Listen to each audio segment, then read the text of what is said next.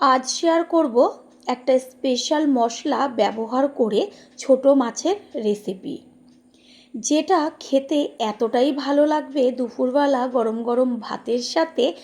তৈরি করে খাওয়ার পরই বুঝতে পারবেন, এটা আমি গ্যারান্টি দিয়ে বলতে পারি। তারপরে সে কমেন্ট করে জানিয়ে যাবেন। নমস্কার বন্ধুরা, শ্বশুর বোমা রান্নাঘর অ্যান্ড ব্লগ চ্যানেলে সকলকে স্বাগত। তাহলে রেসিপিটি কি করে তৈরি করব সেটাই দেখে নেওয়া যাক। প্রথমেই এইখানে আমি রেসিপিটি তৈরি করার জন্য নিয়ে নিয়েছি মায়া মাছ। এটাকে আমরা মায়া মাছ বলি, অনেকে মোরলা মাছ বলে। আরও যদি এই মাছটার কোনো নাম থেকে থাকে আপনারা অবশ্যই কমেন্টের মাধ্যমে জানাবেন। মাছগুলোকে ভালো করে পরিষ্কার করে জল পাল্টে পাল্টে ধুয়ে নিয়েছি। এই মাছগুলো বাছতে একদমই বেশি সময় লাগে না। আস্তে করে আঙুল দিয়ে পেটের দিকটা চাপ দিলে পরেই সুন্দর ভেতর থেকে যে মাছের পেটাগুলো থাকে সেটা বেরিয়ে আসে। এইভাবে মাছগুলোকে সব ভালো করে বেছে নিয়ে ধুয়ে ফিরে এসছে। এর মধ্যে এবার দিয়ে দেব লবণ আর পরিমাণ মতন হলুদ গুঁড়ো। মাছের মধ্যে হলুদ আর লবণ ভালো করে মাখিয়ে নিয়ে কিছুক্ষণের জন্য এটা রেস্টে রেখে দেব। গ্যাসের ওভেনে কড়াই বসিয়ে প্রথমেই কড়াইটাকে ভালো করে গরম করে নিয়েছি। আর কড়াইটা গরম হওয়ার পরে দিয়ে দিয়েছি সর্ষের তেল। মাছ রান্নার ক্ষেত্রে সর্ষের তেলই বেশি টেস্ট হয়। এর মধ্যে দিয়ে দেব সামান্য একটু হলুদ গুঁড়ো। হলুদটাকে মিশিয়ে নেব। তারপরে ওই যে লবণ আর হলুদ মাখিয়ে রেখেছিলাম মাছের মধ্যে, সেটা আস্তে করে গরম তেলে ছেড়ে দেব। আর এই যে হলুদটা প্রথমে তেলের মধ্যে দেওয়ার কারণ হচ্ছে, এখন যদি শুধু তেলে মাছটা দেওয়া হতো চারদিকে তেলটা ছিটতো। হলুদ দেওয়ার কারণে আর তেলগুলো চারদিকে ছিটবে না। ঠিক এইভাবে গ্যাসের ফ্লেম হাই টু মিডিয়াম করে মাছগুলোকে ভালো করে ভেজে নেব। মাছগুলো কিছুক্ষণ ভাজা হওয়ার পরে উল্টে দিচ্ছি ওপরের পিঠটা হবার জন্য। দেখাই যাচ্ছে যে একটা মাছও ভেঙে যায়নি, কত সুন্দরভাবে একদম গোটা গোটা মাছগুলো রয়েছে। কড়াই যদি প্রথমে ভালো করে গরম করে নেওয়া হয় আর তেলটাও ভালো করে গরম করা হয়, তাহলে কোনো মাছই কখনোই ভাজার সময় ভেঙে চুরে যায় না। মাছটা ভাজা হয়ে গেছে, আর যে তেল রয়েছে আর এদিকেও তো অর্ধেকটা মাছ রয়েছে, সেই মাছগুলো এবার একইভাবে ভেজে নিয়ে ফিরে আসছে। পরের বার যে মাছগুলো দিয়েছিলাম সেইগুলো সুন্দরভাবে ভাজা হয়ে গেছে। এবার কড়াই থেকে তুলে নেব। ওই কড়াইয়ের মধ্যে দিয়ে দেব অল্প পরিমাণ সর্ষের তেল। তেলটা ভালো করে গরম করে নিয়েছি। এবার এর মধ্যে দিয়ে দেব গ্যাসের ফ্লেম লোতে রেখে হাফ চা চামচের থেকেও কম পরিমাণ হলুদ। হলুদটাকে একটু তেলের মধ্যে মিশিয়ে নেব। তারপরে এর মধ্যে দিয়ে দেব লম্বা লম্বা করে পাতলা করে কেটে নেওয়া পটল আর আলু। এগুলো আমি আগের থেকে কেটে জল দিয়ে ভালো করে ধুয়ে জলটা ঝরিয়ে রেখেছি। এবার একসাথে একটু সময় নিয়ে ভালোভাবে ভেজে নিতে হবে। পটল আর আলুর মধ্যে দিয়ে দেব লবণ, যেন তাড়াতাড়ি এটা নরম হয়ে যায়।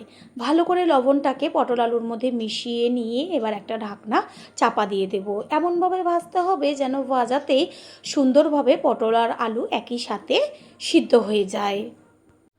কড়াইয়ের ঢাকনাটা সরিয়ে দিয়েছি। তারপরে আলু আর পটলটাকে একটু ওপর নিচ করে নেড়ে চেড়ে দেবো। দেখাই যাচ্ছে যে নিচের পিঠগুলো খুব সুন্দরভাবে ভাজা হয়েছে। এইভাবে এপিঠ ওপিঠ করে আলু পটলগুলো ভালো করে ভেজে নেব। এইদিকে মাছগুলো তো ভেজে রেখেছি।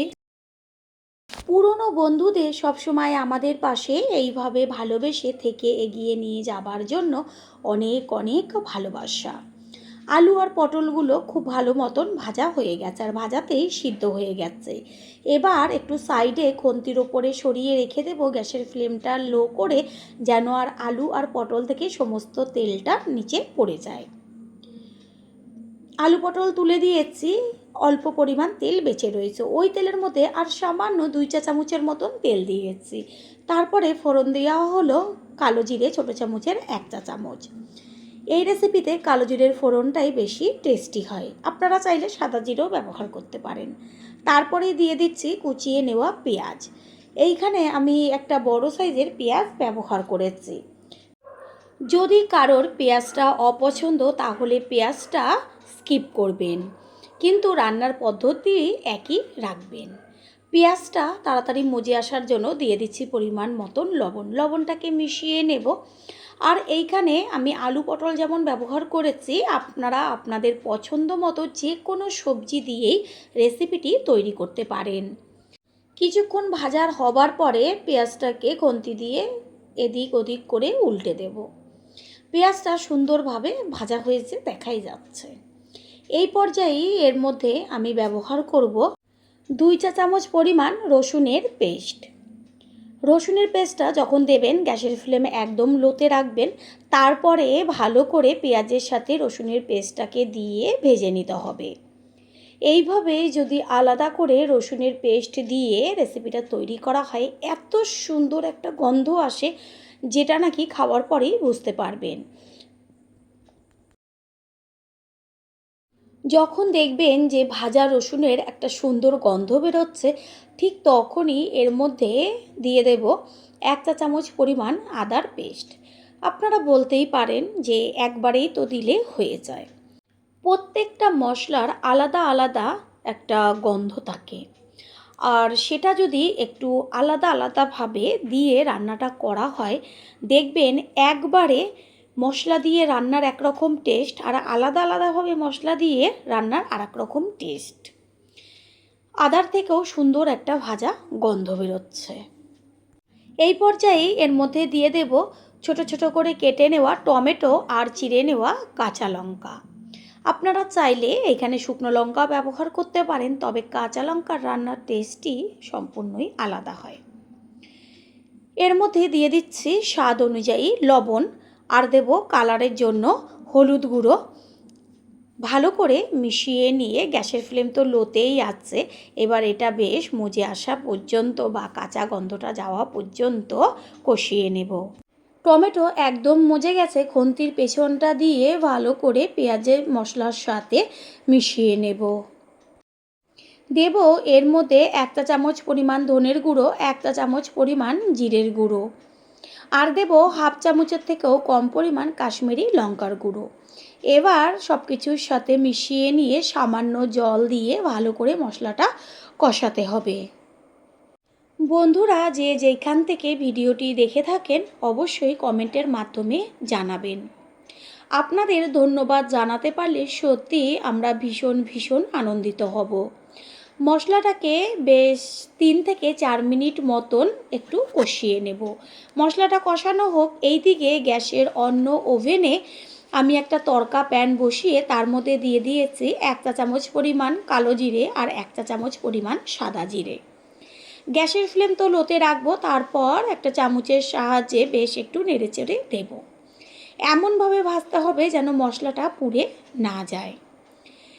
সুন্দর একটা গন্ধ বেরোচ্ছে। এটাকে নাবিয়ে ঠান্ডা করে তারপরে এখানে একটা থেতনি রয়েছে তার মধ্যে দিয়ে দিয়েছি। এদিকে মশলাটাও খুব সুন্দরভাবে কষানো হয়ে গেছে, ওপরে তেল ছাড়ছে। এই পর্যায়ে এর মধ্যে দিয়ে দেব ওই যে আলু আর পটলটা ভেজে রেখেছিলাম সেই সবজি।